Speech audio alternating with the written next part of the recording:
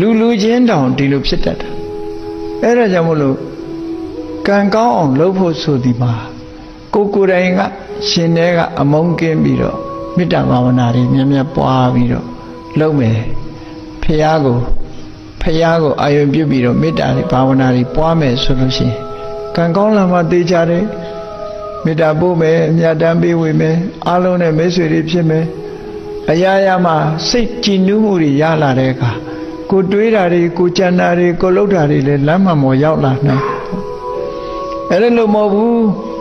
ကံကောင်းအကြောင်းမလားမကောင်းတာတွေနဲ့တွေ့စိတ်ကညစ်ဆိုပိုးဆိုးတာအဲ့ကြလို့ရှိရင်ပိုးဆိုးသွားနိုင်တယ်အဲ့ဒါလို့မဖြစ်ရလေအောင်ဘယ်သူပဲဖြစ်ဖြစ်ကံကြမ္မာရဲ့အလှည့်အပြောင်းကံကောင်းတဲ့အခါကောင်းတယ်မကောင်းတဲ့အခါမကောင်းဘူးမကောင်းတဲ့အခါမှာကောင်းအောင်လုပ်ပုံလုပ်နည်းရတော့အဲ့ဒီနည်းပဲမေတ္တာပွားမယ်ဖရာကိုအာရုံပြုမယ်